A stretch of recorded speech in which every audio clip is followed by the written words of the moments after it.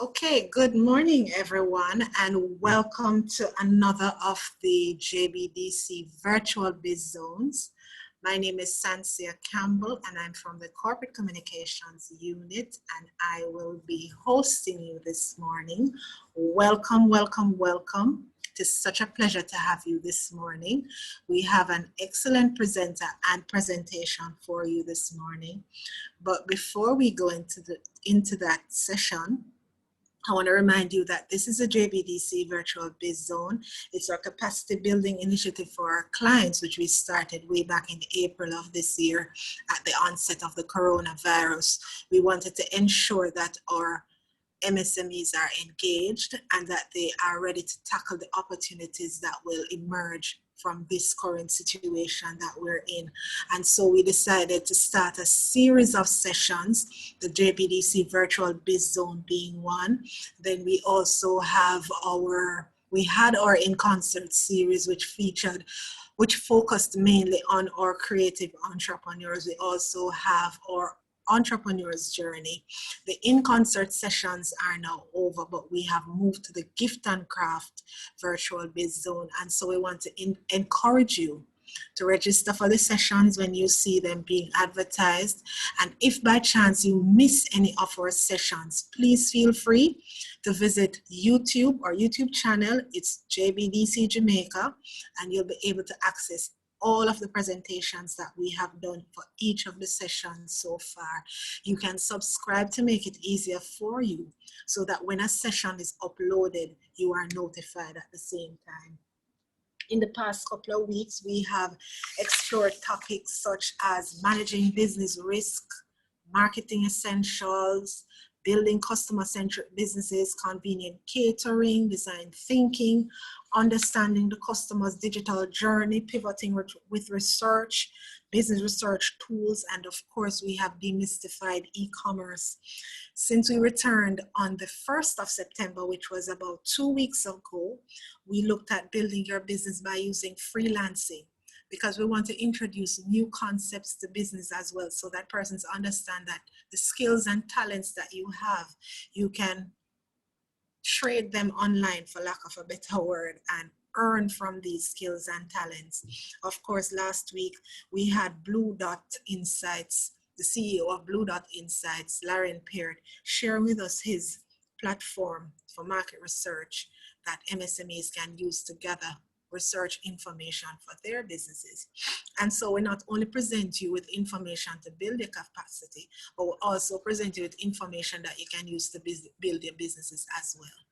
Now this morning, as I said, we have an exciting presenter and an exciting topic. We are going to be looking at public speaking for MSMEs, and our presenter should be no stranger to this audience because she is a well-known voice. So I'm going to introduce to you now Mrs. Paula-Ann Porter-Jones, and here it goes. In addition to a lifetime of experience as a broadcaster, Paula-Ann Porter-Jones has over 30 years of experience in the field of communication. She helps persons work towards their goals through training in voice and speech, business communication, public speaking, media relations, radio broadcasting, television presentation, and other related areas. Her sessions, presented through the CNIS entity, Paula-Ann Porter and Associates, provides personalized training solutions for individuals and corporate entities, both locally and internationally. Paula-Ann has a BA in Communication Studies and a Master's of Art in Teaching from the University of the West Indies. So you see that she is well qualified to be our presenter this morning. So it's over to you, Paula. And just before you enter the room, just to remind persons that if you have questions during the presentation, you can feel free to drop them in the chat. However, we will facilitate the question and answers post the presentation. I know that Paula-Ann has a very interactive presentation though, so I ask that you participate, be a part of what will be happening this morning. So it's over to you, Paula-Ann. Thank you, Sancio. Good morning, everyone. It is a pleasure to be a part of this. I have been attending some of the sessions with JBDC. I've taken lots of notes. I've learned a whole lot. And so to be able to share is only fair. So I'm looking forward to sharing. Sansia mentioned that I like interaction. So Zoom makes it kind of difficult because for control, you want to mute everybody, of course, to start. However, Sansia has promised that she will unmute persons as we move through. If I ask questions, if you want to answer the question, just raise your hand and I'll have activities, etc. If you want to participate or be the one to do the particular activity, just raise your hand. Sansia is ready to bring you in. And that's pretty much what we need in order to get started. I'm going to be going through a PowerPoint presentation just to guide the discussion. It's maybe about an hour or so, and then we will have questions after, as Sansia just explained. Now, public speaking for MSMEs. It's the variation when it comes on to MSMEs. It's not that much different from public speaking for business generally. What I did do, well, as someone that has a small business, was I went and looked up, well, what are the problems that not only I have, but are shared by MSMEs, not just in Jamaica, but across the world as well. And there are some things that kept coming up. So let me start with the presentation and then we'll see how the actual challenges can be made better when we look at improving the way that we communicate. So I'm going to share my screen and then we get this underway.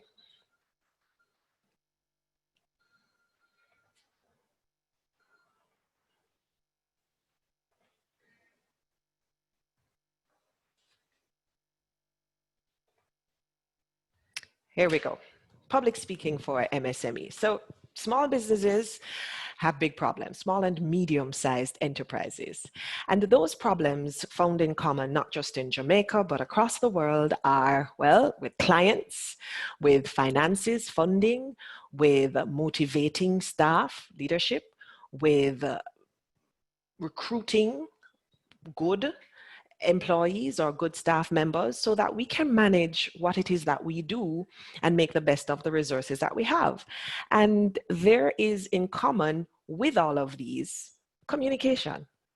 Clearly with the clients, you're going to have to be talking to them. Either you are trying to convince them to be your client, or we're trying to convince them to pay us the money they owe us, or we're trying to convince them that our recommendations when it comes on to how to do things or what to do are the best recommendations for them or for the particular situation.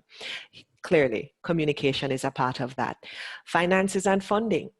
We are trying to persuade people to pay us what they owe us, or we are trying to persuade people to provide us with funds so that we can do what it is that we want to do, or we're looking for partners.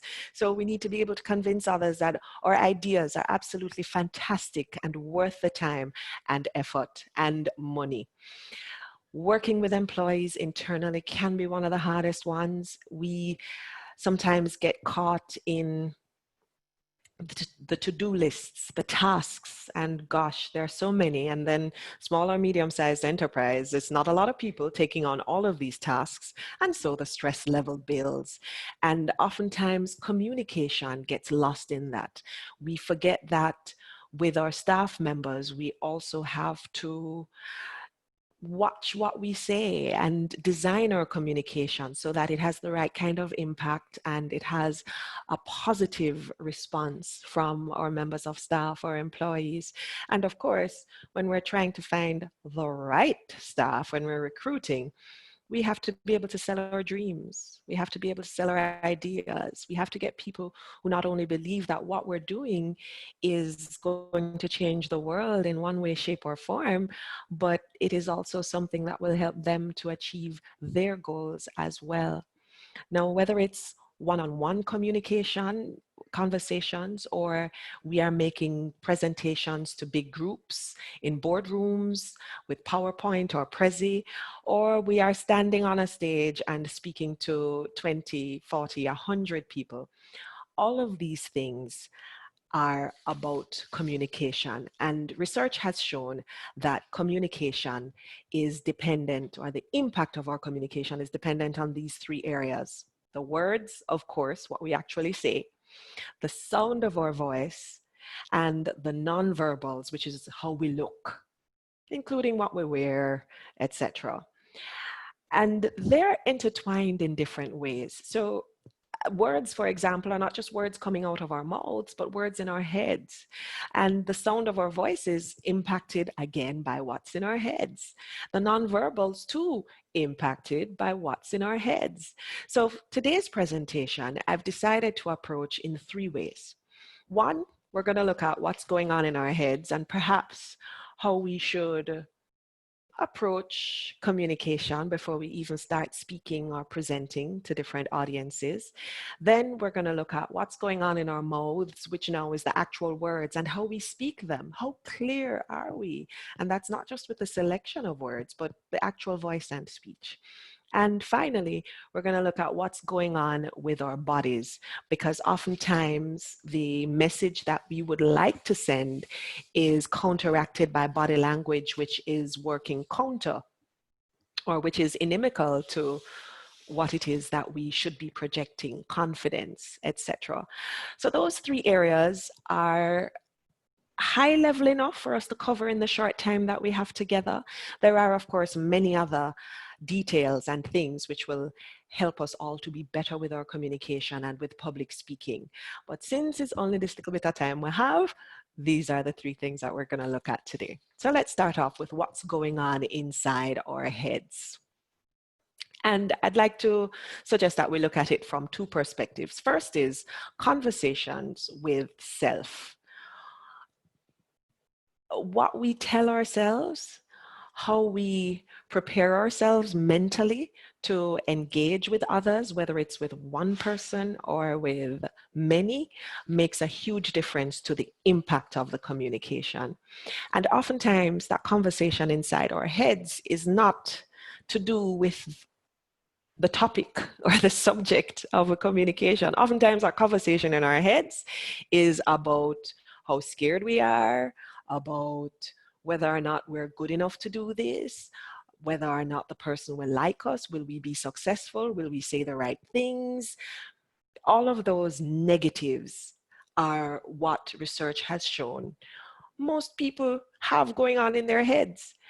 And most of those things aren't even reality. They're just us thinking, what if, or this could be. The thing is that once we start controlling that conversation inside our heads, then we will have a better impact on how we come across, on the words that come out of our mouths, and the whole achieving of our objectives. And that brings us to the second part of what's going on in our heads, which is what is the target or the objective for this talk, for this speech, for this phone call? Many of us, before we pick up the phone or before we step to speak to someone, we know the topic that we want to talk about. And we have an idea of the question we want to ask, but we haven't figured out our objective for the conversation. So I don't know how many of you have been in this situation that I have been, where I finish a conversation and it was a good conversation, I would think, on a particular topic, but what did I want again? What was I supposed to do? Was I supposed to get a time for the meeting? And did I just spend the whole conversation talking about the reason why we have to have the meeting and how important it was? So helping us, or rather, once we declare to ourselves or remind ourselves of what the target or objective is for the talk, that helps to focus our minds as we move then into the conversation. And then we have a greater chance of being successful. So let's look at conversations with self. What is it that we should be doing to help us have better conversations with self? Well, the first thing is that you want to make sure that you have as much information as possible about the interaction that's going to happen. If you're going to be giving a speech in front of a group, or whether a small group or a large group, then here are three of the things that can help you right away. You can check out what is that room going to be like. Is it a small room? Is it going to be just you and 4 persons? Is it going to be the entire board that will be seated in front of you? Is it just you and 1 person? However, the person may be a little reticent to speak because the space isn't as private. People outside can hear what's going on. So what you want from the conversation, you might not get. So have an idea before you enter that interaction. What's the space that it's happening in? You want to know where sometimes as much as where the entry to the room is. Let's say you're giving a speech to a group. If people are going to be entering the room behind you, that can throw you off. But if you already know and are prepared to expect that persons will be walking in, then you won't be looking every minute to say, oh, who's that? What's going on? Because you already knew what was happening. If you knew the space and you knew that, well, there are lots of traffic noises on the outside, then you could have prepared and arranged for a microphone and a PA system so that persons could hear you and you could speak comfortably above the noise. Knowing the audience is also important, apart from knowing the room or the space that you're going to be interacting in or having the conversation, knowing the audience. If you are going to be speaking to a group of angel investors, what are they interested in? What is more important to them? Do they want to hear about how you got the idea in the first place? Or do they want to hear how is it going to make money and in what space of time? What are their priorities? Understanding who the members of your audience are, what they want from you, and what their priorities are will help you to organize your information better. Well, first to select your information better and then organize it so it works. Staff members may not care how difficult it is for you to get investors for the particular project that you would like to work on. Maybe a certain group of staff members may be more interested in whether or not you can take care of their salaries for next month. And therefore, the information you provide would best be couched in the perspective of how their salaries are going to be impacted by whether or not you do well in that meeting with the investors. So deciding before we start the conversation, whether it's a conversation one-on-one style or a conversation with a group, deciding how to use what we know about the audience or figuring out who the audience members are and what they want to hear will help us, again, to better settle our thoughts and to be more comfortable with what we are going to share and how we're going to communicate. And number 3 right there is know your material. There is no excuse for that, no replacement for that. You must know what you're going to be speaking about. If you think back to conversations you may have had or presentations that you've been in the audience of where the person who was speaking didn't appear to be comfortable with the content, like they weren't sure. And think about how that made you feel. All of a sudden, instead of being able to lose yourself in the content, you are now questioning maybe their credibility, maybe their ability to share with you or to advise you or to make any kinds of the suggestions that they're making. Because if they don't know the content so well, then what's going on? So you, as the recipient of the conversation, are now distracted because there is a different kind of message that's coming across. So let's flip the script and go back to us as the people presenting or as the speakers. Make sure that we know our content. And there are little things that we can do to help out with that. One is have the information at hand. If we're going to make a phone call, is it for us to just jot down quickly the things that we want to talk about, or just make sure the file that we're about to have a conversation about is there, so we don't start the conversation and then we can't remember, oh, what is it again? It seems so unprepared, and that can be a distraction. You want to, even before you start your presentation, your conversation, go over in your head. What are you going to talk about first? What are you going to talk about second? How's this going to go? Like a plan in your head. And certainly if it's a PowerPoint presentation or a speech, you're going to go over it many times, and not just in your head, but out loud. Practice. Nothing beats practice. Practice makes you feel more comfortable. It makes the words flow better. It makes the thoughts flow better. Now, be careful. When I say practice, I don't mean swat it. Some people like to type out everything word for word, especially when it comes on to speeches. You type it out word for word or write it out, and then you swat it, or you want to read it off of the paper.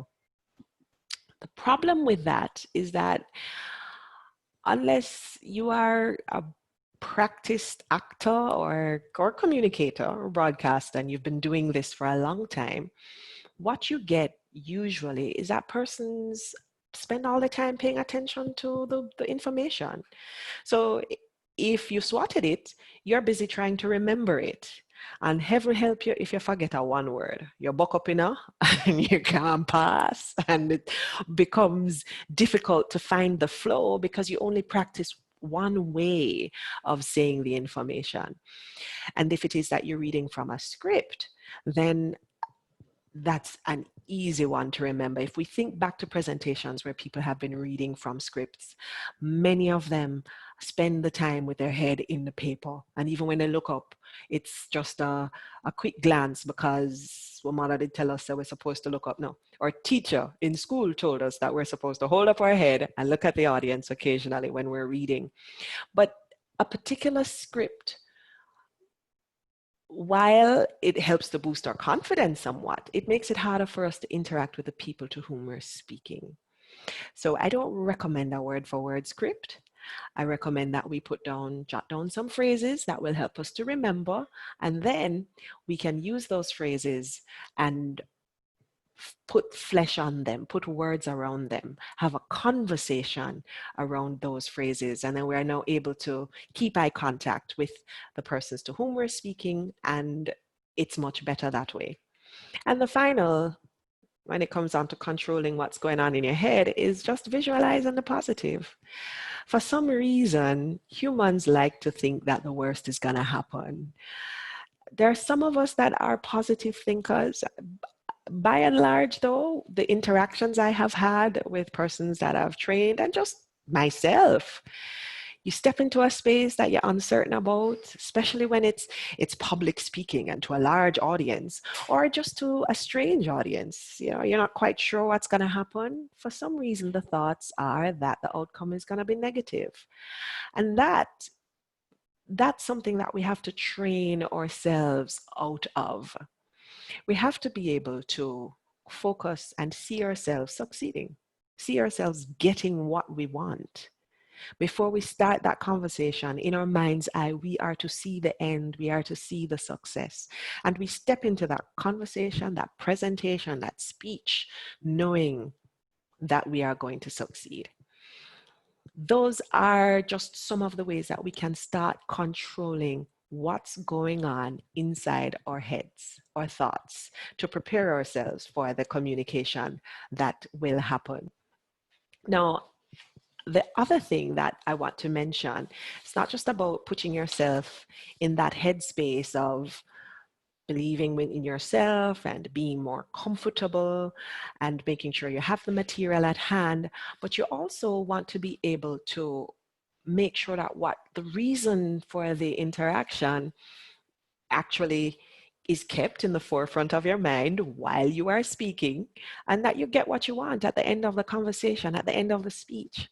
Many people give speeches, and what they do, they stand for the time and they talk on a topic. So you step into a room of potential clients because you arranged for this meeting to say, are you interested in what it is that I have to offer? And persons say yes. So they come into a Zoom meeting like this and you say, okay. And then you start talking about your topic because that's what you have to sell and that's what you want.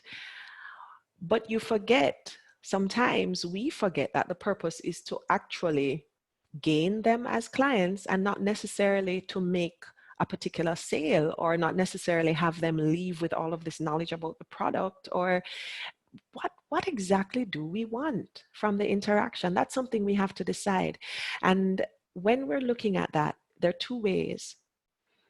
The first is, what do you want your listener or your audience member to do when you finish speaking to them? And many times we look at an objective as what we, they will be more knowledgeable about. Yeah, but the next step or the next question has to be, why? Why do you want them to be knowledgeable about this thing? What are they going to do with the information? Are they going to buy your product? Are they going to use your service? Are they going to call you right after because there's a special offer? What is the particular objective you want? And oftentimes we just want a whole bunch of different things. So we spend our time mentioning so many things, and we don't use the time that we have focusing on making sure that a particular objective is met when we can have greater impact. The second thing is, what do we want for ourselves? At the end of this conversation, am I supposed to get a date from you as to when you are going to pay me the money that is outstanding? At the end of this conversation, am I to get a commitment from you to come in and have an audition or an assessment so that we can see how I can help you?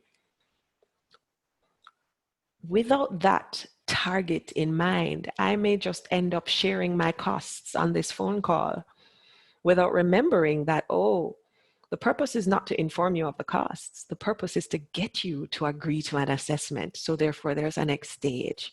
And it's the same thing whether the audience is one person on the end of the phone or you are speaking to a group of persons. At the end of this speech, do I want persons to then, knowing what I'm going to tell them, choose to use my services versus something else that would appear to be more attractive? Because if that's the case, then my content has to compare the two and not just talk about my services. What is the target for the talk? What is the target for the listener? What do you want them to do at the end of the conversation or the presentation? And what do you want to achieve yourself at the end of the interaction?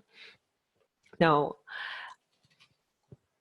the funny thing is that even though we looked at the impact of communication as having to do with words and the sound of the voice and nonverbals, what's going on in your head actually affects all of those in a large way. If your headspace isn't right, you forget the words, you stumble, you're not sure, you're not focused. And if your headspace is somewhere negative, then it oftentimes comes through in your nonverbals or your body language. We're going to look at those two later on. Right now, we want to just reiterate that get your head in the right space. Visualize the positive. Focus before the conversation, because if you don't, it comes across in the sound of your voice as well. And people respond to how you sound. There's something about communication that is, what you want to say, when you feel it from me or you hear it from me, you catch it. Yeah. And so if I sound like I'm not confident in myself, then you also lose some amount of confidence in me. So you want to be sure that your headspace is right, and therefore what is reflected is that this conversation or this presentation or this speech is coming from someone that knows what they're doing and is worth the time and the effort of having this interaction. So that's what's going on in your head, getting that right. And the second part, the second thing that we're going to look on today is what's going on inside of your mouth. Now, love Jamaica. We are a wonderful country. And our first language, is how I like to say it, is Patois. So Miss Lou made it absolutely amazing. She did wonderful things with the Patois. And she also brought it to a space where We are proud of it as our first language, and we use it for arts and in many different spaces. The thing is that the language of business in large part is standard English, standard Jamaican English. Now, nothing is wrong if we switch up between the two, because say, after we country, after we language, all right? Here's the thing, we have to be appropriate with the switch, and we have to be careful that it doesn't come across as if we are trying to speak standard English, but we can't manage. As if we are trying to speak standard English, but we're making errors because of the interaction that patois has with English in our space. Again, the language of business officially is English. And so we need to be able to separate the two when necessary. So if you're speaking standard English and formally, we have to be able to say that the words we're using are right, are accurate. So I'm going to see if some of you will get this. All right. So we have some words over here that are often used in business. And if you're not in the right space, then you may give the impression, oh, you can't even manage your language, how you gonna manage my business? What's going on here? So we're going through, if you're talking patois, you must talk patois. If you're talking standard English, then these words don't work. The first one, Sansia, let's see. Clyde, when it's not a name, how do we use Clyde? When we're talking in Jamaica now, we say Clyde. What is that? Sansia, can you raise your hand, and then Sansia will allow you to I'm ready speak. to unmute whenever someone is ready to share.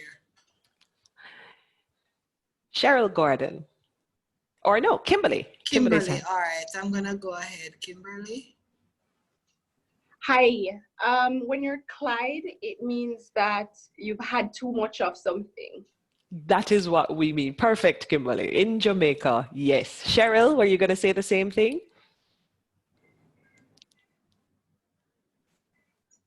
Oh, let me unmute her. Marilyn said clawing. Ah, thank you, Marilyn. Now, Marilyn is going where we're going. Cheryl, what were you going to say? I'm asking to unmute her. You're unmuted, Cheryl. You can go ahead. It's not working out at all for Cheryl. Well, that's all right. We can step ahead. So yes, in Jamaican parlance, Clyde. Okay, she's unmuted now. Oh, no. Go ahead, it's Cheryl. not. No, it's not. It's not. It's all right. Don't worry about it. Technology. Cheryl, figure it out. So the next one you can help us out with. All right. In regular conversation. Oh, she's open now. She's open now. Cheryl. Oh, I'm here now. Good morning. I was gonna say yes. Tired of something. Tired of something. Something, right? Is that a word in English? Or had it. Well, we say gliding. Somebody's name. Is that a word in English? Well, we say clawing or gliding. We say gliding, and I was in a formal situation, and I hear the gentleman talk about how the thing was gliding. No. Right. Somebody, Santa, you said somebody typed it in the text. What is yes, clawing. Clawing. Something is clawing. Hey, every time I say that in a class at UA, there are students looking on me like, really? Clyde is not a word? No, it's not. Now, the one underneath in green, can somebody tell me how Jamaicans say that word? Just thinking about that makes me laugh, but okay, I'll allow somebody to say. Marilyn says tarpaulin. Well, no, that's how it's spelled right there. I see two raised hands. All right, so let's go with Janelle. Janelle, how do Jamaicans say that word? They say trap-all-in. Thank you very much. No, don't that make sense? Don't you trap all in it? And again, we don't think about it. So we hear it, and many of us just repeat what we hear without thinking, oh gosh, is that the word? Is that it's spelled? Okay. The third one, REOCCUR. Is that right? I'm gonna unmute Maxine. No, it's actually recur and not reoccur. Thank you, Maxine. Recur, like a recurring decimal, not reoccur. And yet, many times I'm listening to people who are being interviewed on the news in other spaces and they talk about things reoccurring. The blue one is one of my favorites. Hear it all the time. All right, so Felicia, I'm going to unmute you. Felicia, tell me about that one. Person say irregardless. Mm-hmm. I think it should be regardless. It certainly should be regardless of the situation. But Jamaicans like irregardless. Again, our language is beautiful, it's colorful, it's expressive. We have to be able, though, to what we call code switch. When you are in the formal situation and you're speaking standard English, make sure you translate and use the right version of the language and the correct words. One in purple, who's got that one for me? That's Felicia. Oh, Felicia, go ahead. Person say tolerate, Mm-hmm. but it should be tolerate. It should be tolerate. And go ahead, Felicia, with the final one. You want to try that one? Orientate. Mm-hmm. Is that a word? It should be orient. Orient, absolutely. So you orient one thing with another. You orient two things, you line them up. But because of the word orientation, we hear people talking about orientate. And guess what? Because of presentation, I hear people talking about presentate as well. So we have to be careful. What are we saying? Are the words accurate? Word really go so? Because you never know when someone might just decide not to do business with us because we appear to be careless with our language. If you're careless with your language, could be that you are careless with other things. And before we go, I have to give you a joke. I heard a taxi man on, I think it was Hotline one day, several years ago, saying, why, because when Miss Gludon was on, Miss Gludon, them have to do something, because the man them just a credit the taxi man them, so them just a credit the taxi man them. Credit. So what must a predator do?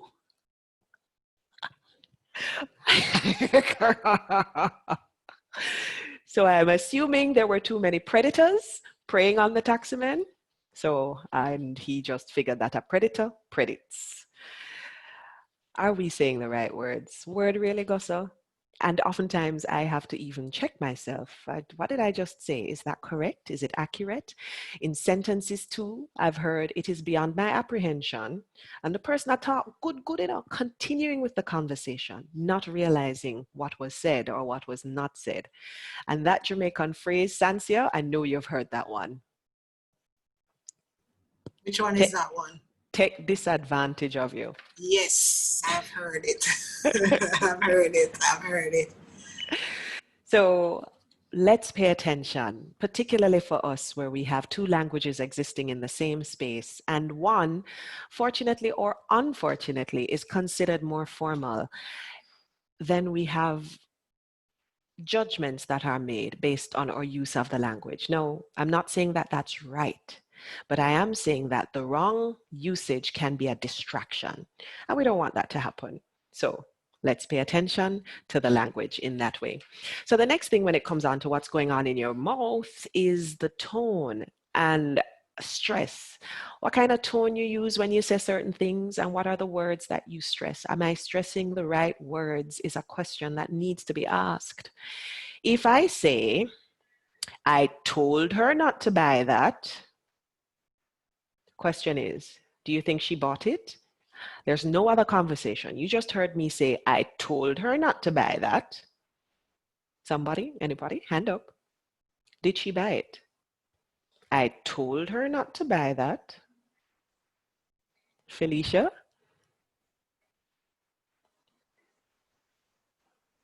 Sansia, can you unmute Felicia for me? Yes, she did bought it. You think she bought it, don't it? And that's because of the tone I used. But those words by themselves do not communicate that anybody bought anything. Those words only say that somebody, me, told somebody else who's female not to do something. So the way you say something can send the wrong message completely. And many times we don't pay attention to which word it is that we're stressing in our communication. So let's see somebody else. If I say, I told her not to buy that, what am I communicating that's not said in these words?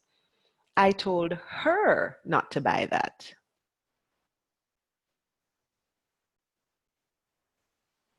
Hand up.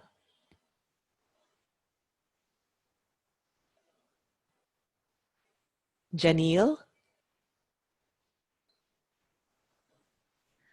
Well, I am thinking that probably somebody else bought it, not her. Because Okay, it's about I the told person. her not to buy that. Therefore, the instruction, she's the only one that is not supposed to do it. So Yes, somebody else could. But suppose yes, nobody's supposed to buy it. Suppose it's foolishness. Nobody's supposed to buy it. Just my stressing that one word in that way has sent another message separate from the actual sentence itself. I told her not to buy that. Now, this is one that I come upon often as a broadcaster. You will hear, let's say, hurricane is coming and they're telling you what road to use and what road not to use. But in stating what is not supposed to happen, when we're reading it, we stress the happen part. So I told her not to buy that, is what people say, instead of what is important about that sentence, which is the not. Don't do it, you're not fit, do it. I told her not to buy that. Or you'll hear people reading and saying, do not use Hagley Park Road. They're stressing the use. If you stress the use, then people don't hear the important part of the sentence, which is do not use Hagley Park Road. As we speak, are we stressing the right words in order for people to understand where we're coming from, what we want them to do, and the overall meaning of our communication? Are we breaking it down to the actual individual words? Because this is where meanings go awry. This is where you're talking to somebody, you're talking to a client, and at the end of the conversation, you wonder how them get that from what I just said. Oftentimes the fault is our own. How we stressed something, what we stressed as we spoke. And the final one, I told her not to buy that. Let me see, are there any men that will chance this one?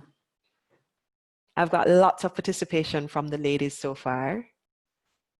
Can I get a gentleman trying? If I said, I told her not to buy that, what inference could have been taken from the way I said it and from the particular word that I chose to stress?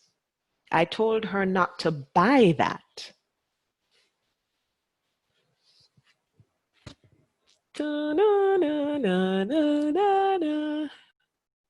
Are there any men in this group? There are, but they are not. Speaking, oh my gosh, I know I have a lot of women, but Glendon, Dominic, what's going on?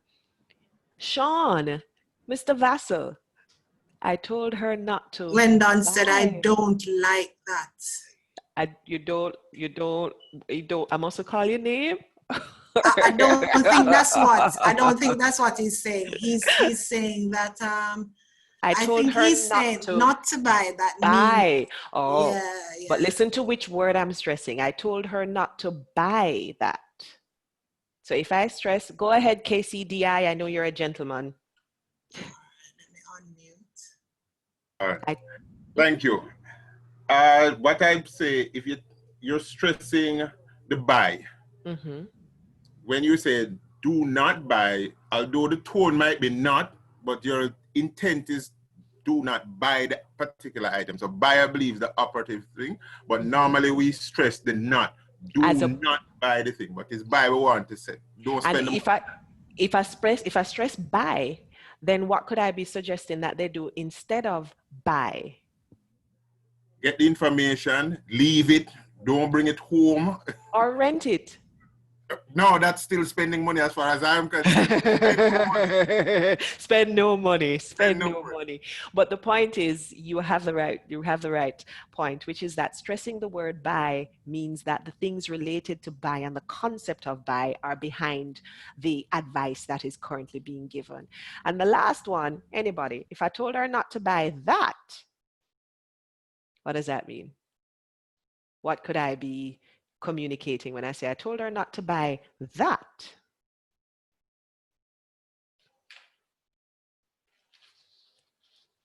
Sansia, you pick. I see 4 people with raised hands. I'm going to give Matthew a chance since he has not spoken as yet. Go ahead, Matthew.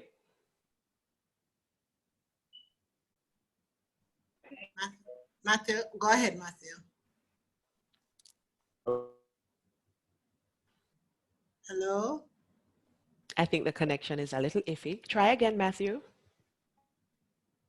All right, his connection is up and down.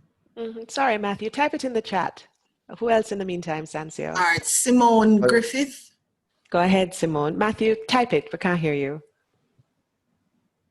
Go ahead, Simone. Oh, hold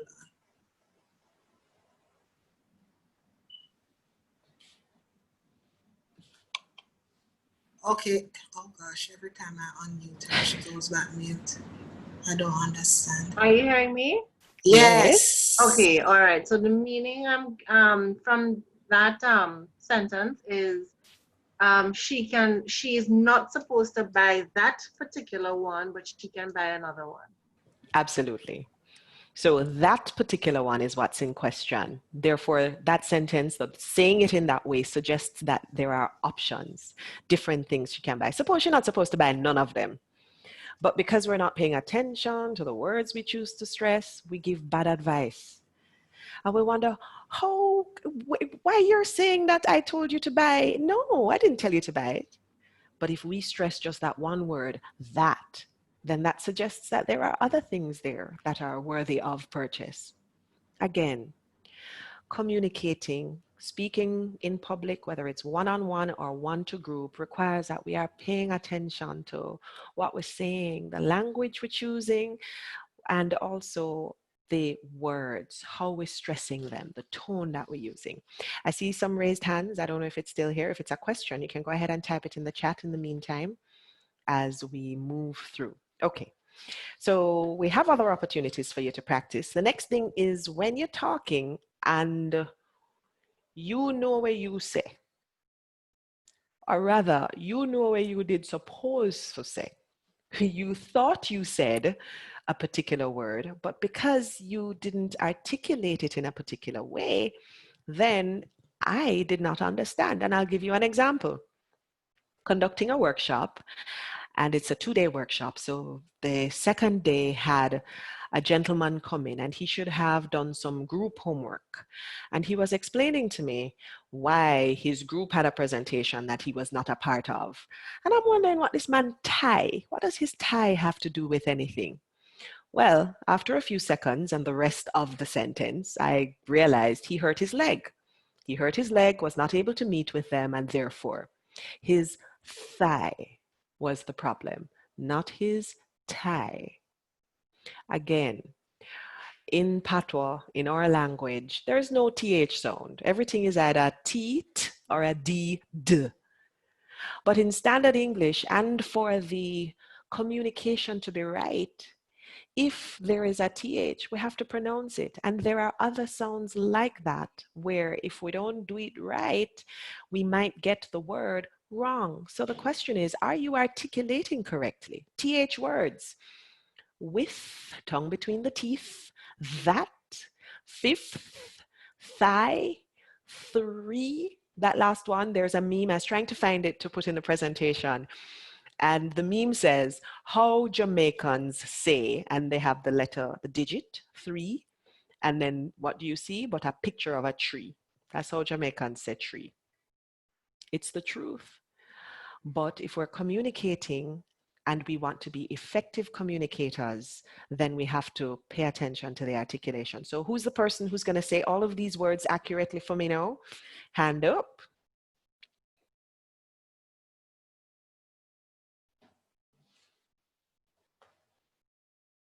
Easy cheesy words, easy cheesy sound. Put your tongue between your teeth and blow. Maxine. Okay. Sansi is going to unmute you and you can go ahead. Go ahead, Maxine.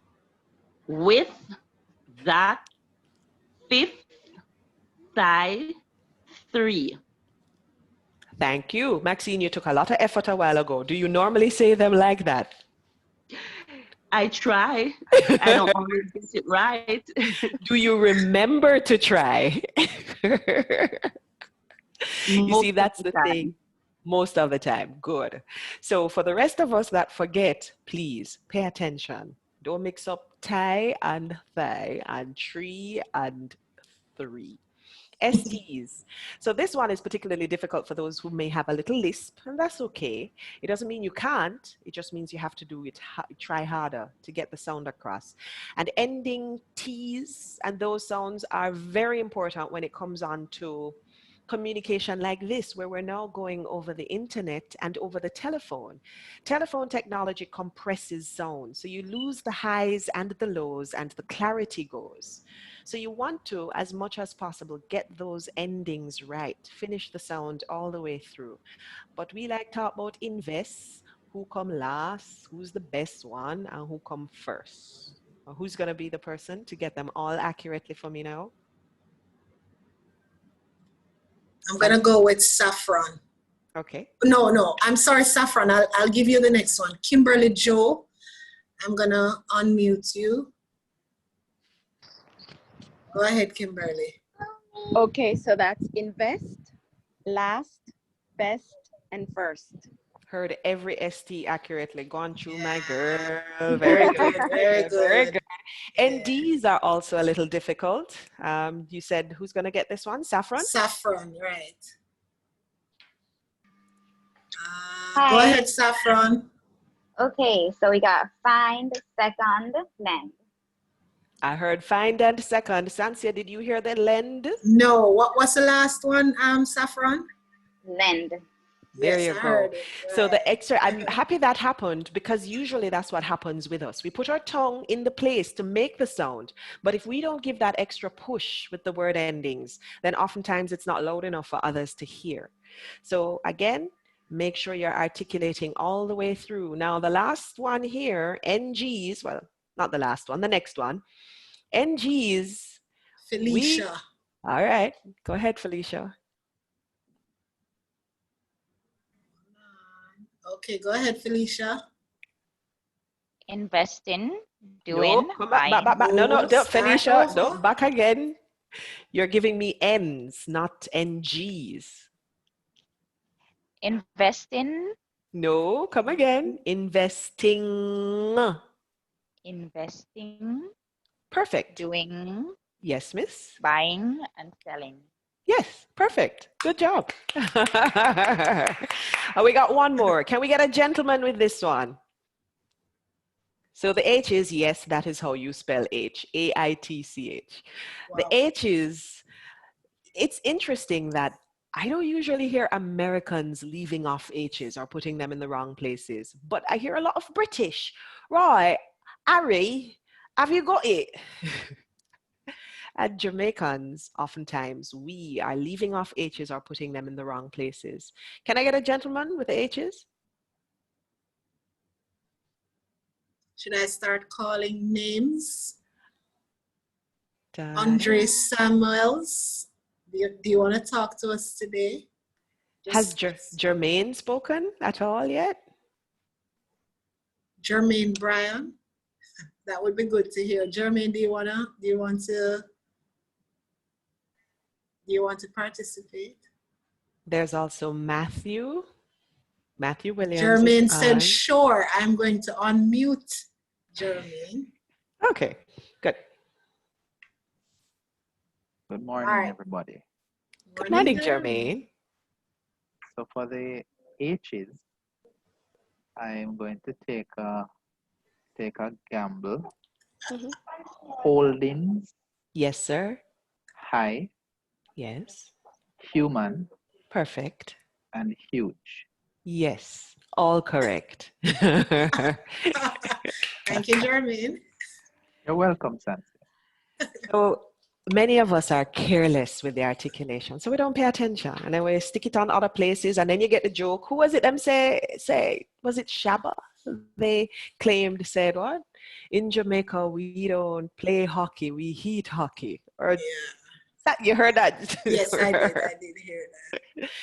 So the request is for us to pay attention in situations where the language counts, where the audience is one that requires formality and a particular language choice, that we pay attention. Are we articulating accurately?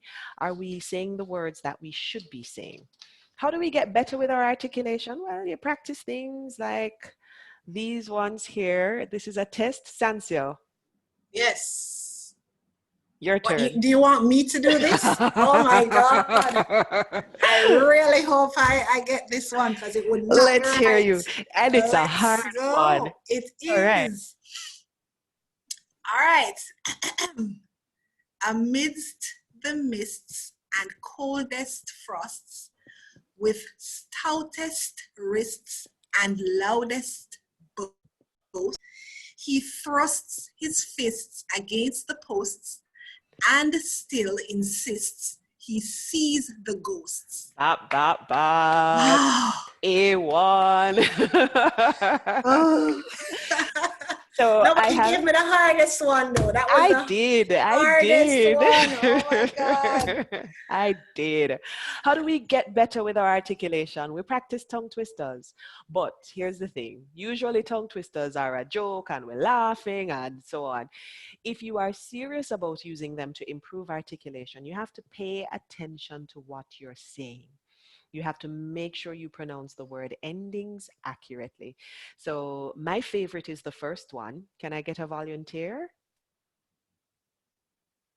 Oh, one of our gentlemen had said he was willing to participate. Andre, I'm gonna unmute you. Andre Samuels. All right, Andre. Go ahead, Andre. Hi, good morning. Good morning. Good morning.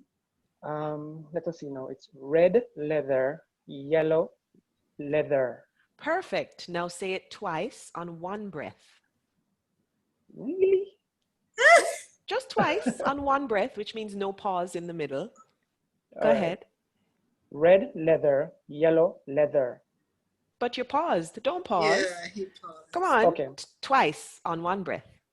Oh, red leather, yellow leather. Red leather, yellow leather. You're pausing in between every word. Come on, faster. Good. But very good so far. All right. Red leather, yellow leather. Red leather, yellow leather. Very good. Anybody else wants to try? I would make you go 3 times, but that's all right. Good job.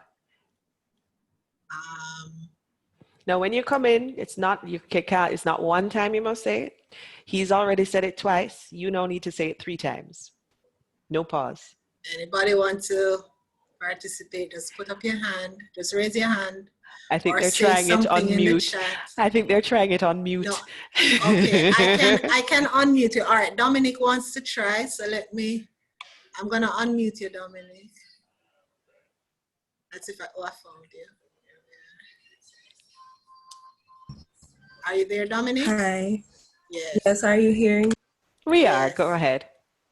Red leather, yellow leather. That's one time. Don't stop. One breath. Go. Red leather, yellow leather. Don't stop. Don't stop. Don't stop. Red leather, yellow leather. Red leather, yellow leather. One more attempt. Is it Theria Khan? How do you say that name? Yeah, I don't. Where did Theria Khan go? Just raise your hand again, Theria Khan, and let me unmute you. There you are.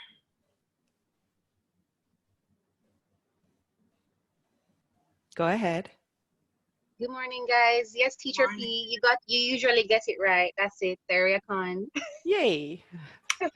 Which one should I try? I was gonna go with red leather, yellow leather. 3 times, no pauses. Why the hard one? Jeez, red leather, yellow leather, red leather, yellow leather, red leather, yellow leather. Well, perfect. But you did good. She did. Try next left. Next left, next left, next left. Awesome. All right. Now, for those of you that are trying it, unmute. Make sure that you get the articulation, particularly with next, left. Keep the T's in there as you go. So that will help you to get the word endings more smoothly, and then your conversation and your presentations will be clearer.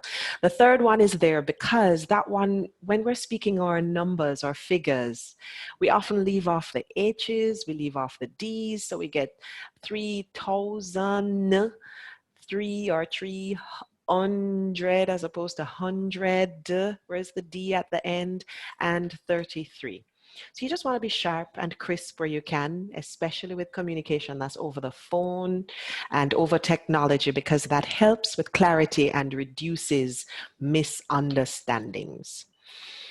Finally, there are two more along this one quickly. Are you pronouncing the words correctly? So the first set of words is up to the left. Who's going to say them right for me? Can I get somebody to attempt the first three, perhaps? Ashley. And Ashley.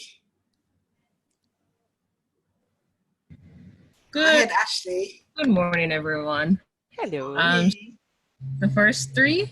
Vehicle, attorney, espresso. Come again. Vehicle, attorney, espresso. Congratulations, you got the second one correct. So vehicle, like vehicle, and no H. You don't pronounce the H, but you give me an E in the middle. Vehicle. Yes, then attorney is correct. And the last one has no X. So give me an S. Oh, espresso. That's correct, Amundo. Now, having told you about espresso, what's the next one in purple? Etc. Etc. What? Etc. Look at it again and tell me. Etc. Yes, it is. Et cetera, not etc., not etc., not any of the many things that we say. It's actually etc. And go ahead, since you're on. How do we say that parish? Westmoreland. Close. Westmoreland. So we actually don't make a big deal of the more. Westmoreland.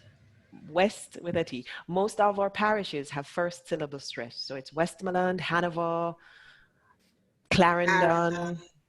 Is that your parish too? Manchester, you stress the man. Mandeville. So most of them actually have first syllable stress. Thank you. And who's the next person, Sansia? Was it Sharon that had her hand up? Yeah, but she went. So Okay, if Sharon Clark could just raise her hand again, or someone else who's interested. So, okay, Sharon, here we go. And I want to hear from Bevine. So Bevine, don't lower your hand, please. All right, Bevine can do, Sharon can do the first three or first two, and Bevine can take up after. Go ahead, Sharon. It's not unmuting at all.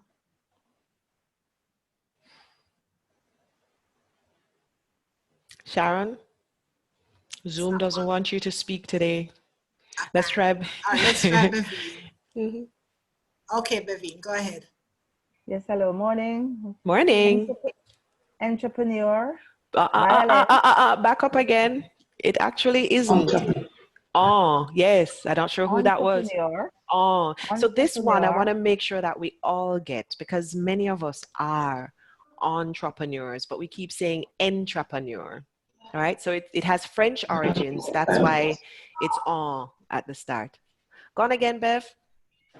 Entrepreneur. Perfect. Violence. Good. Yes. Diaspora. It is violence. So we're going to hold on to that third one for me, Bevine. Vio is correct. Now, many of us look at that word violence and we see OI instead of IO. So we say voy, like OI is oi in boil or coil. So many Jamaicans like to say violence. No, it's actually vio, like violin. So violence, correct, Bevine. Now, the third word has the stress on the as, diaspora. Diaspora.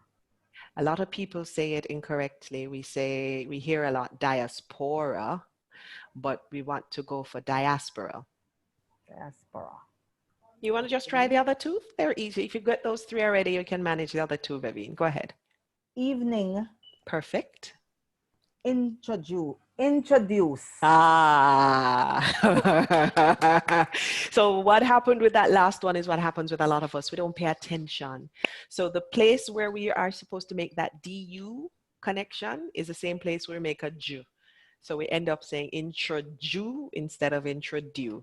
Similarly with evening, I know Sansia knows people that say evening. Yes, and that's because the N is in the same place as the L. So if we're not paying attention, the mouth does what it wants to do. Again, what are we saying? Are we articulating accurately? Are we pronouncing the words correctly? What kind of ways are we messing up our own communication because people aren't quite sure what it is that we're saying?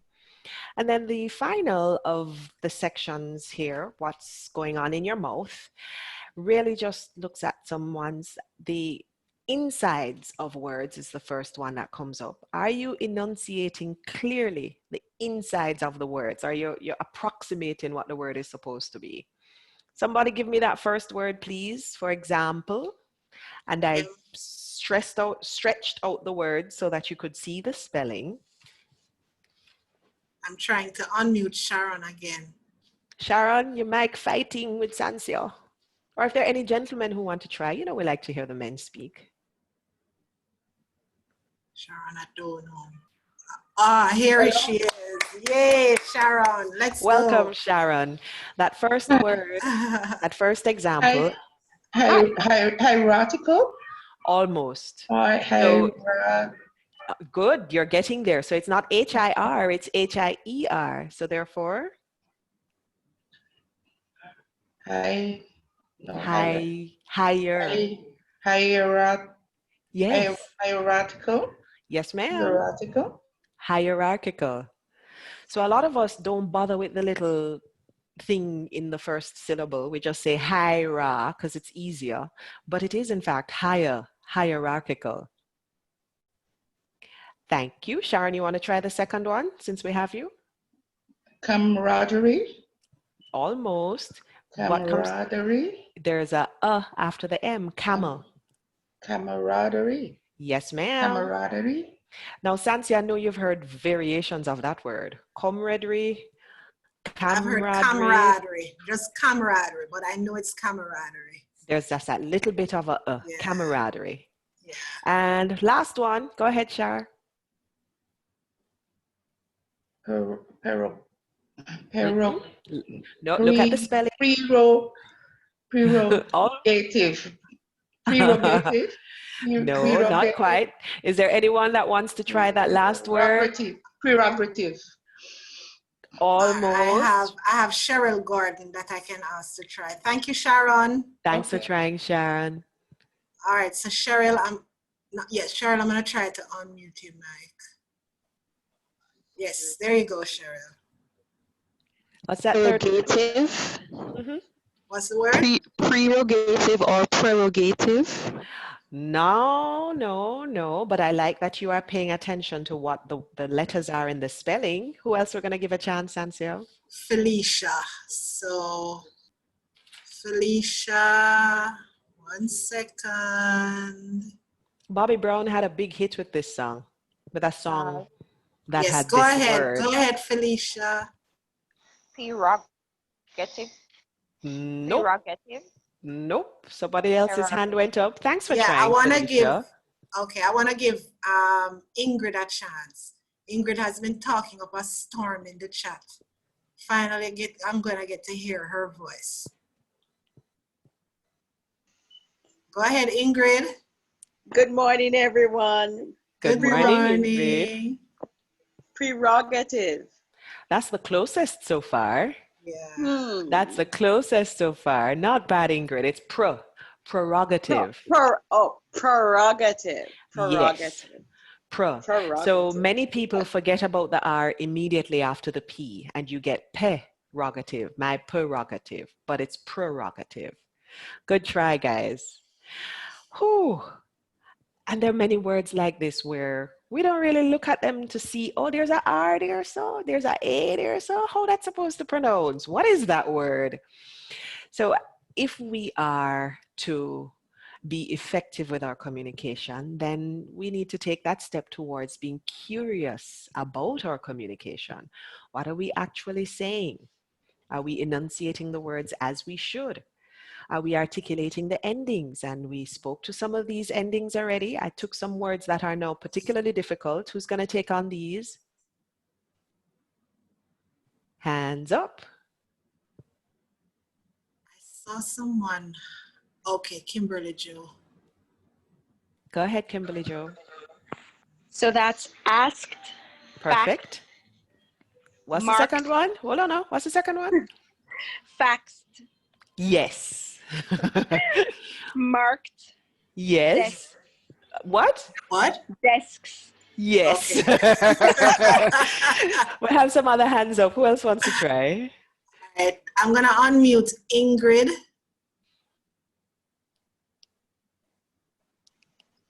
Go ahead, Ingrid. Asked, Yes. faxed, marked, desks. Perfect. Yes. Practice saying these words. What are we saying? Look at the spelling. Pronounce them like they should. Get the endings right. Get the sounds right. Pay attention to how quickly we are speaking. All of you who talk fast, raise your hand, let me see. How many of you, 60 out of you inside here, know that you speak fast? Let me see those hands Oh my going God, the hands are going up. Too many hands, too many hands. What happens is that we know what we want to say. Many of us are quick thinkers, and so the words come to us quickly. However, our mouths can't keep up with the pace of the words. And then that just says, what's the point though? Because we speak not for ourselves. We already know what we want to say. We're supposed to be speaking for others to be able to hear us. So if we are giving that speech and persons have missed the middle of an entire sentence, then what's the point? We know what we need to do, which is slow down. Finish the words. One way to get yourself to slow down is to articulate your endings.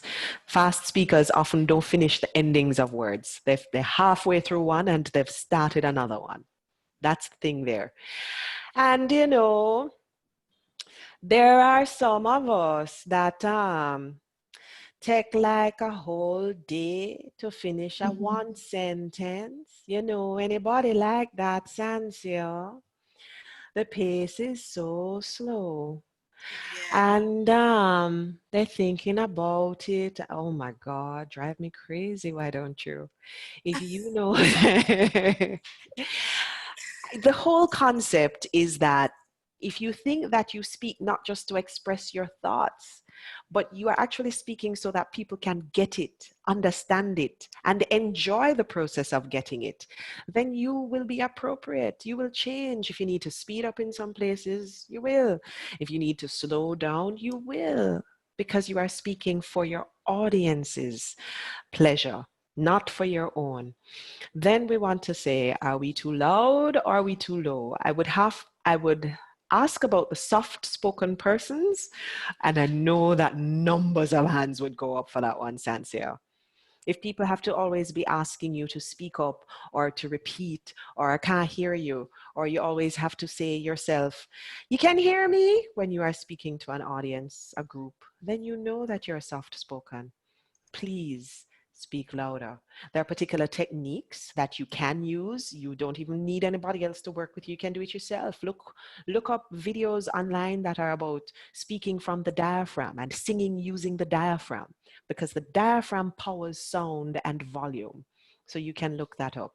Adjust your volume. And if you're too loud and people have to step back when you step into their space, then oh my gosh, man.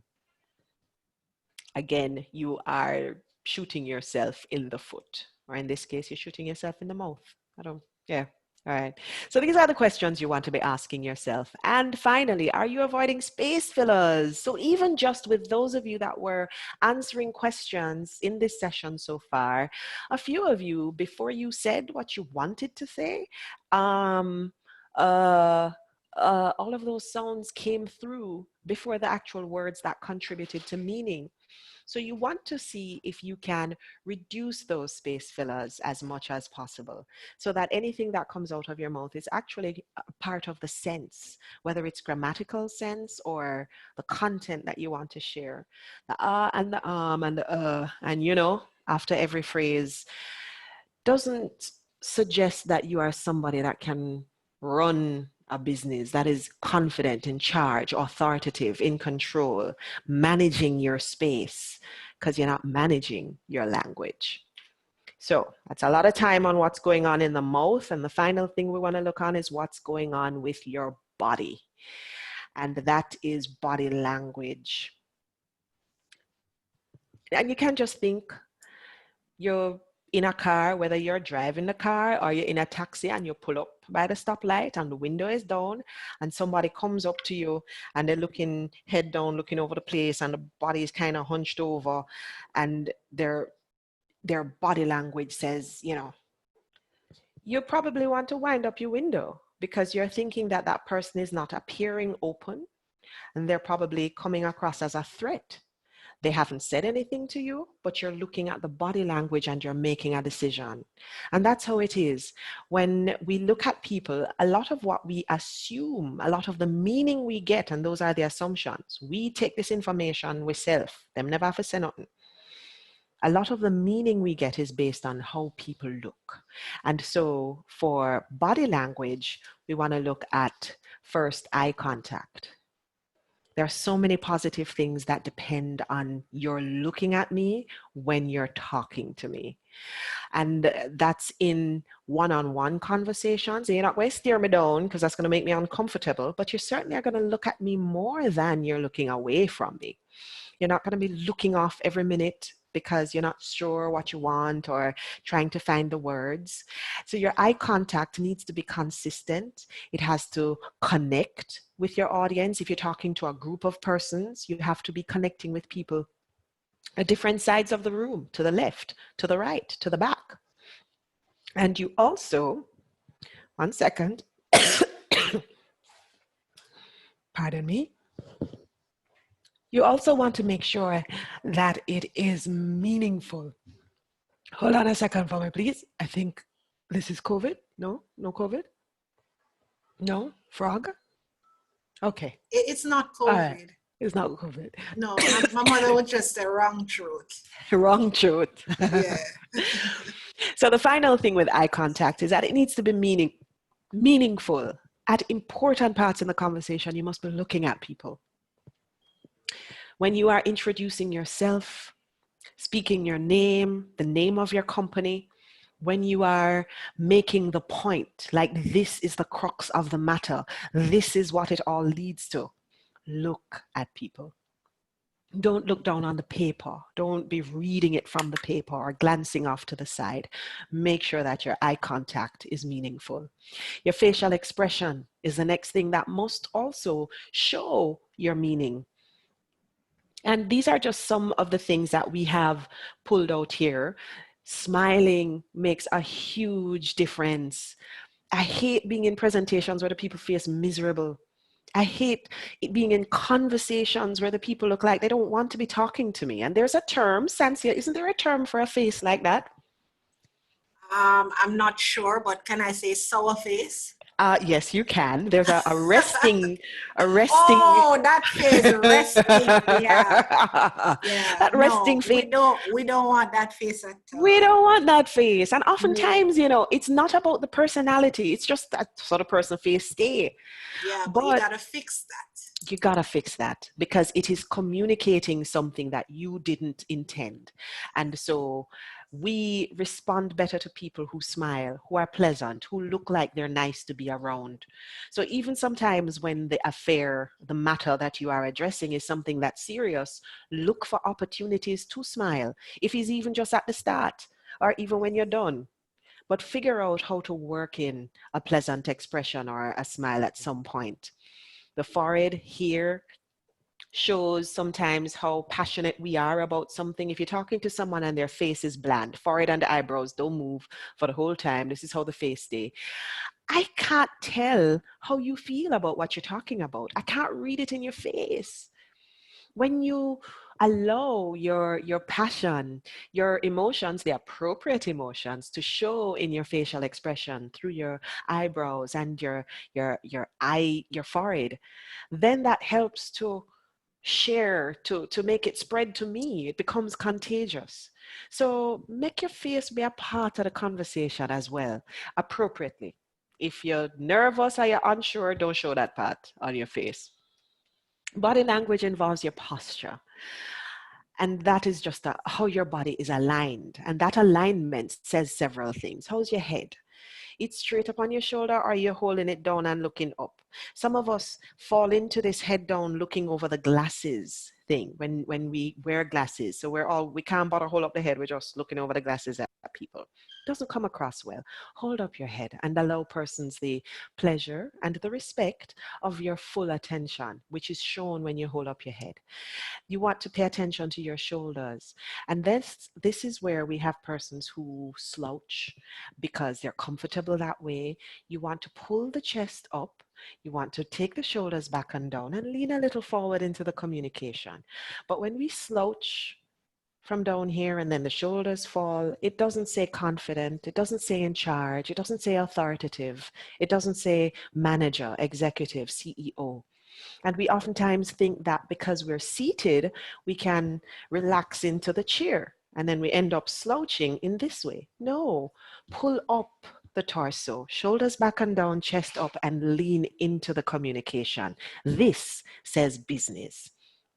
You want to make sure that your hands aren't distracting by having something moving with everything that you are saying. You don't want to be fidgeting either, playing with your hair, your clothes, scratching. Your hands should be a part of the communication appropriately, like highlighters on a page. If you're highlighting something on a page, it's just the phrase that you're highlighting. It's not the whole page. You don't want them moving for the whole time. You want them to complement content and to also reflect the content in some way. So you want a variety of gestures, but again, it's not fidgeting and it's not uncontrolled movement. And your stance, if it is that you are standing, make sure you're not stepping left and right, rocking from foot to foot, because that is distracting. And it suggests that you are not in control. And if you're not in control of your own body, how are you going to manage money where you want to borrow from me? How are you going to manage your own business? How are you going to manage your staff? Why should I put my faith in you? So controlling your body language is a big part of projecting that confidence that is necessary when you are speaking, whether one-on-one or to a group. And finally, this one we touched on before, and I just want to bring it back. What's in your head affects your voice. That's the first place we touched on it. You can't sound uncertain. No, you have to project a voice that says confidence. You have to make sure the volume is one that is loud enough to be heard without being offensive, because you're in people's faces and spaces. You have to make sure that you are clear because you're paying attention to the articulation and the pronunciation. You can't talk too fast and then people can't hear what it is that you say. Adjust the speed so that you are appropriate, and make sure you have the right tone. You're stressing the right words, because the sound of the voice is also a big part of what's happening with the impact of your communication. So, ladies and gentlemen, we have come to the end of the formal presentation. We talked about what's going on in your head and how we have to control that.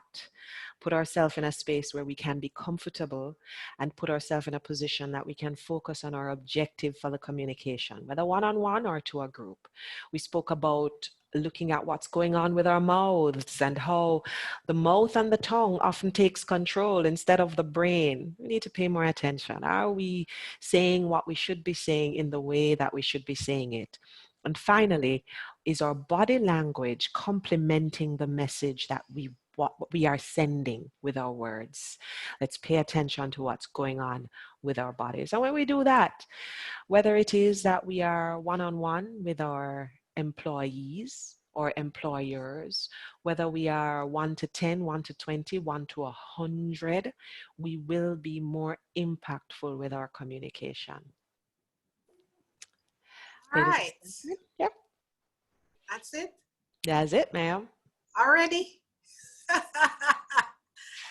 You know, can I tell you, each presentation that we do has to be judged on its own merit. But let me say, and it's been echoed so many times already in this presentation, I don't think excellent captures what has taken place here this morning. Paula-Ann, I can't pay you. Honestly, this is awesome, absolutely awesome. Yay. The chat is blowing up. There are about 1 million questions in there. I still see hands going up. Persons want to know when you're doing the Zoom workshop because they're willing to pay to get this. Okay, so that's my contact information. And yes, there's a special offer for persons who are part of this workshop. So you need to send that to me so that, because I have this contact list. Yes. So you don't have to worry that anybody outside of this list is going to get it. But Paula, that was awesome, awesome, awesome, Yay. Awesome. I am happy. It's detailed. It's, I can't even find the words. And a lot of people who know me know that I don't get lost for words very often. This was totally and completely awesome. I don't want to go over what you went over already, but I just have to highlight some things that I learned in particular this morning. I never know that's an age spell. So that's one thing I learned this morning. I learned how to spell age, right? Jotting down phrases instead of writing full sentences to read. That is so critical because you come across as not knowing what you really want to say, what you really want to express in the moment. You know, so it's best to do phrases and to keep eye contact. Paula, and I don't want to mess up your presentation. So here what I'm going to do. I'm going to search for the questions in the chat. Go ahead, P. I had shared with you a handout version of the presentation, so you can share it generally. Folks can make their own notes and so on. Fabulous. I have that, people, so I'm going to send that to you after. I see Anita has a question, so I'm going to unmute you, Anita, and then in the meantime, I'm going to go for those questions, Paula, and hold on. No problem. Go ahead, Anita. So give me just 1 second, I think. Oh, power. Okay, we're good. Go ahead, Anita. If Zoom would just allow me to unmute her though. All right, so let's try Susie Lee in the meantime. Good morning. Okay. All right. I'm not gonna mute both of you. So Anita, you go first, and then Susie Lee, you go after. Paula-Ann, the question is, if you're a fast speaker, what exercise can you do to slow that down? Well, there are two things. One is watch the cues of the persons to whom you're speaking. So persons will oftentimes give you visual cues if they're not keeping up. And the other is finish the words. Finish the actual words. Bet you anything you're not finishing the words all the way through to the end. So in the actual speaking, that's one of the things two things that you want to look out for. You can work on it outside of that by recording yourself. Everybody has voice notes on their phone, I believe. So record yourself saying something and then listen back, because being aware of how you sound, being aware of what you're actually saying is key to being able to make the changes in conversation. All right, thank you. Susie Lee, it's your turn. Thank you so much for this, Paula. My question is, I naturally have a shaky, cracked voice. And sometimes I think that I might come across as, when I become aware of it, what I would do is become more forceful in how I say things that might end up coming across aggressive. So how do you overcome that cracked voice? And especially when I'm to do a presentation, or I become even more nervous on top of that cracked voice. And I don't know if you have any hint. I was also trying to find your contact to see if maybe, I think at the beginning of this, you did say you do classes, or you actually Yes. with that. So those two information I would like to have. No problem. I have the screen still being shared. There's the email right there. There's my office number as well, connect@paula-ann.com, and the number 876-564-5002. So you are on the right track when you say you try to become more forceful. In being more forceful, you are naturally powering your voice with breath. And that is how you fix a cracked voice. Our words travel on our breath. If you think of a stream, water in a stream, and a leaf floating down that stream, our words are like the leaves on the water. If there's no water, it's hard. The words won't go because there's nothing to carry them. So when we practice controlling our air and using our breath to power our speech, then we have a better quality of voice. There's less cracking. But with I think perhaps you're moving to the other extreme where you now have a lot of breath behind the voice. And with that kind of power, you have an aggressive feel. So it's a matter of practicing some more, being able to temper the amount of breath behind the voice, and also putting a smile on that voice. You put a smile on your face and it comes across in the voice as well. So it's a little technical, but you are on the right track. All right.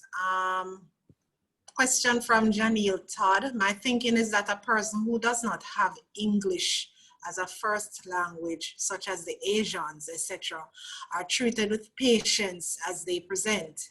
Is it a possibility that we need to offer English as a second language courses to help? I guess, yeah. So that's a big political argument that's been going on for a while. And for some Jamaicans, English is our first language because of the environment that we grew up in. And for others, English is a second language because of the environment we grew up in. I think perhaps if we take some of the ESL, English as a second language techniques, for example, teaching oral English and not just written English, then that will help us. So even if we don't go fully ESL, just having both spoken as well as written English would help us better as a nation. And then we can differentiate between the two languages better, know what we're doing and what we're saying. All right, so Donna Miller has posted a word in the in the chat, and I'm gonna attempt to pronounce it based on what I learned. And I hope I'm not embarrassing myself. Go ahead. So it's character. Character, yes. Okay, she wanted to know how to pronounce that. So Donna, it's character. Yes. All right, so Jermaine is asking, is comrade a derivative of camaraderie? I am not sure. So the two of them are spelt differently. And I think that they're similar because they're, well, they have a C and they have a M and they have a D. But C-A-M-A is different from C-O-M-R. So I think what it is that we just probably weren't paying attention. So we mix up the comrade with the camaraderie. Yeah. KCDI is asking, can you say many people? That's a very good question. Yes, because you can say few people. People means several, but it doesn't tell you if it's whole heap or whole heap or little bit or whole heap. Right. So that would be my thought. I could be wrong. I will check on that. Right. So this morning we were watching Smile Jamaica, and one of the interviewees said, Dexys. And I laughed, but my colleague decided to write it in the chat to remind me about Dexys. So we just want to say it's not Dexys. Or Dex them. Well, if you're talking in patois, them is right. Well, I guess. Yes. All right, Janet Crick, what is your recommendation for smiling behind the mask? How do we make the smile show? Smiling behind the mask is an interesting term. How do we make the smile come in the voice? Actually smile. Actually smile. Once, okay. So let's say I'm talking like this, and then you see my mouth smile, open up like that. You hear the quality of the sound changes. It somehow warms. So just smile in a real life. Right. All right, so what I'm going to read for you now is just some big up. Most informative and instructive, excellent presentation, Paula, when it's the Zoom workshop. This was great, $1 million presentation, great content. Loved every minute of it. Thank you very much, Mrs. Porter-Jones. Thoroughly enjoyed this webinar, learned a lot, informative. Thank you, Paula-Ann, for the best webinar I have been for JBDC. Really, Maxine. Thank you. Excellent. Thank you very much. Excellent presentation. I love the presentation as well. Very engaging. Fantastic presenter and presentation. Interactive and fun. This was an excellent presentation. You never fail to deliver. I guess you know you're from somewhere. This is Natasha Nash. Great job. Thank you all. No more questions? Yes, I've seen some questions. Oh, this question was asked already. I learned somewhere that the TH sound in Thompson and Thomas are not supposed to be pronounced. Is this factual? Yes, and so let's rephrase what you said. There is no TH sound in Thompson and Thomas. There is a T sound. So it's spelled with a TH, but it's pronounced with a T. So if I may, there are some other ones. So we have Thompson, Thomas, Teresa. So British Prime Minister, the ex-Prime Minister, Theresa May. That was that she spelled with a TH there. The River Thames in London, those that are Adija fans might know that, or others. The River Thames, it's spelled T-H-A-M-E-S, but it's Thames. Time, everybody knows Skeleton and Time, T-H-Y-M-E. None of those have TH sound. And then McGrath High. McGrath has a silent. There's just no TH at all. It's not replaced by anything else. And Thailand and Thai food. T sound. Okay. Hold on. I'm trying to, as I said, the chat is blowing up, Paula, blowing up. I can't even keep up. The word secretary can also be problematic. How do you pronounce it? You just did it, Sansia. You hear that, Rachel? I just did it. Secretary.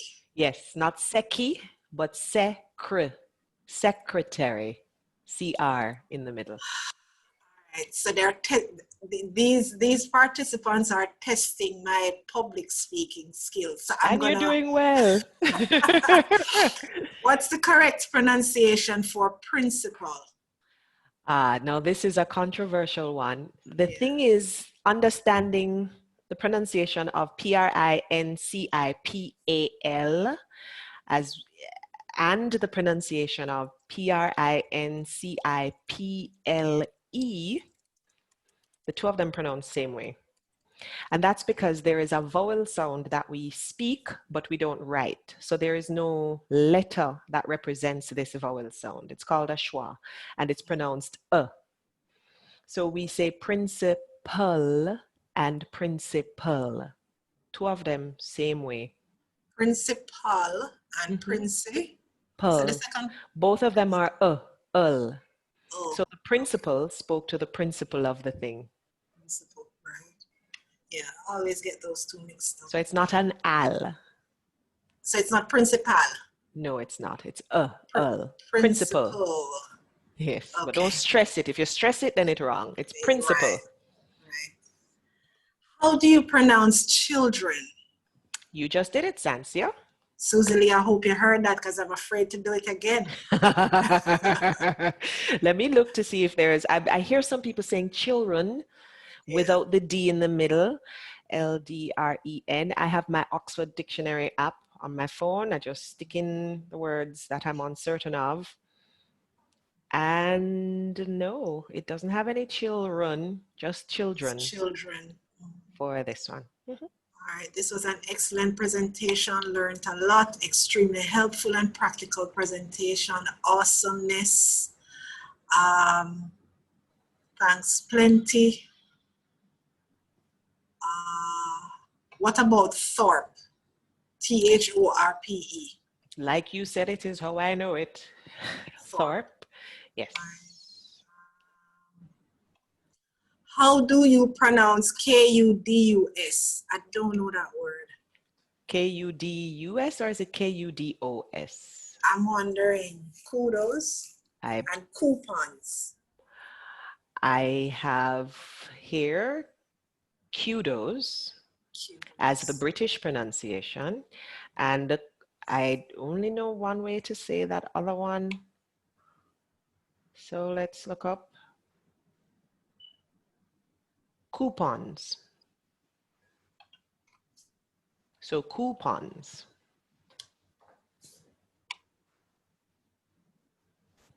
The thing with pronunciation is that there are different what we call standards. So Americans have one standard, they pronounce things a certain way, and the British have another standard, and we are from British origins and we accept their standard as our guide as well. What is important is your audience. If you're speaking to an audience that is more than likely American or exposed to the American way of speaking, then you want to use those pronunciations, because anything else going just throw them off.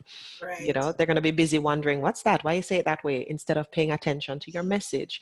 So with an American audience, you will say lieutenant, but with a British, Jamaican audience, you will say lieutenant. And what you do is when you look it up online, for British audiences, you look for the Oxford Dictionary or the Cambridge Dictionary pronunciations. For the other sites, most of the other sites that I have seen are American, Merriam-Webster, etc. So don't just look for any old pronouncing site. Go for one that is based on the Cambridge or Oxford if you want the British-based pronunciations. All right, last question. What is the correct pronunciation for tomatoes? Ha ha ha. I think there are two, and I'm looking it up to be absolutely sure. Go.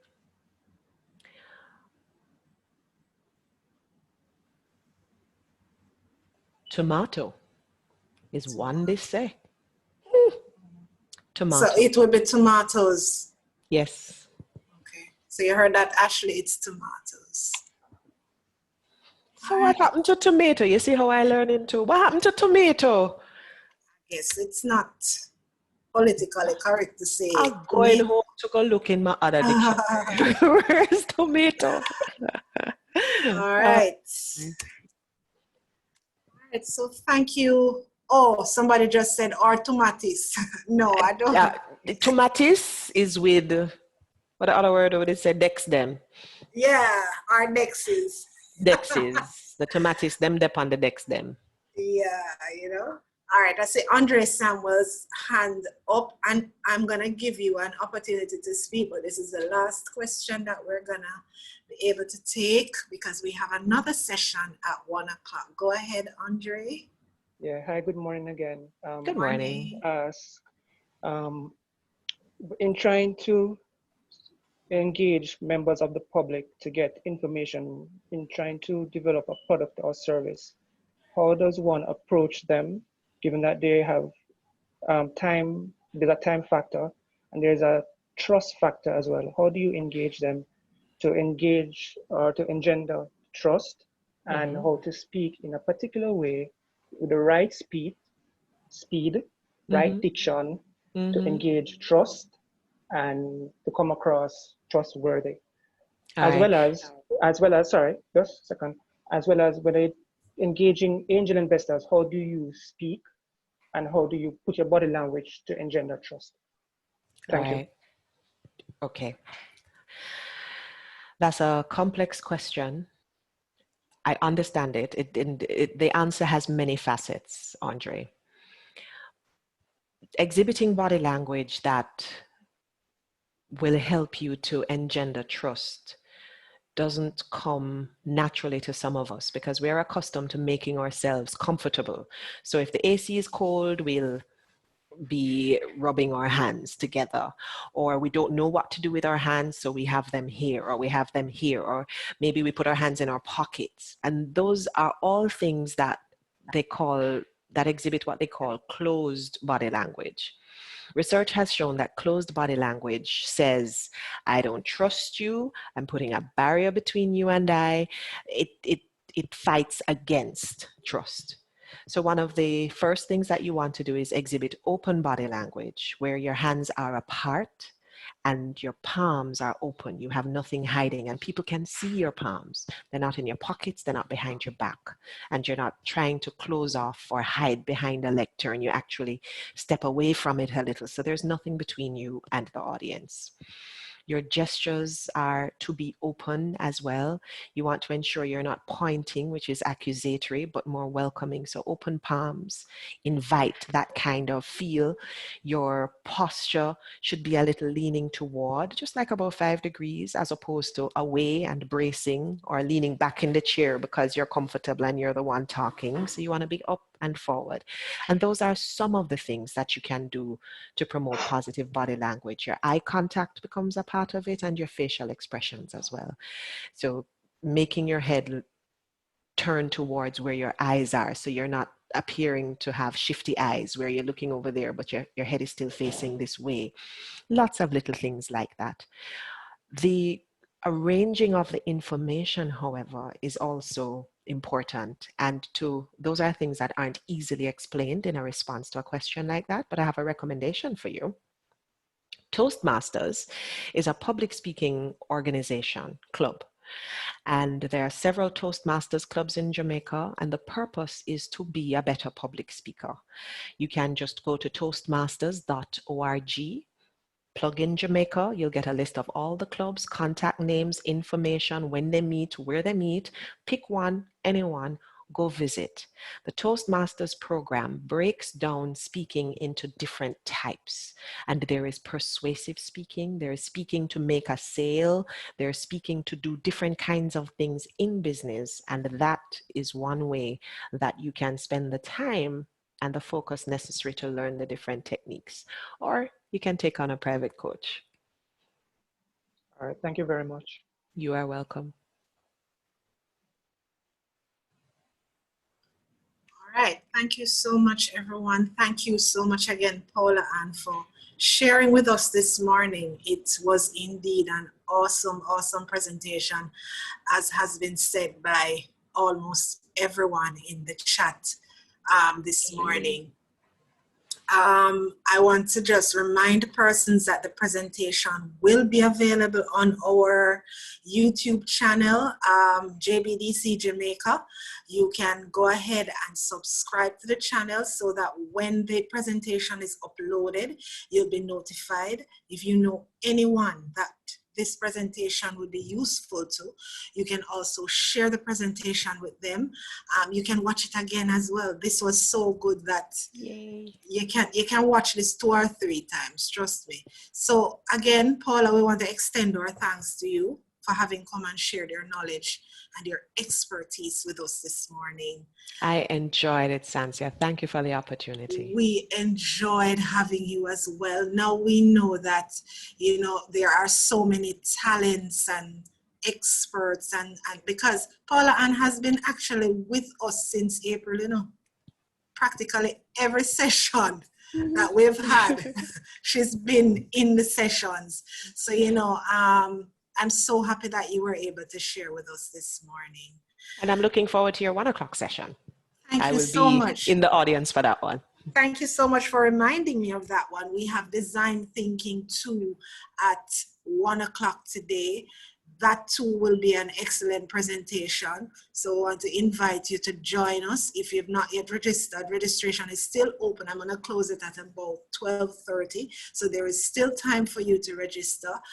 For persons who are interested in joining JBDC as a client, there is a link that has been posted in the chat for you. You can feel free to click on it and fill it out, and someone from the Business Advisory Services Department will respond to you. Again, thank you for having joined us this morning. We look forward to having you at 1 o'clock this afternoon, and have an enjoyable rest of the day. Thank you. Bye. Bye.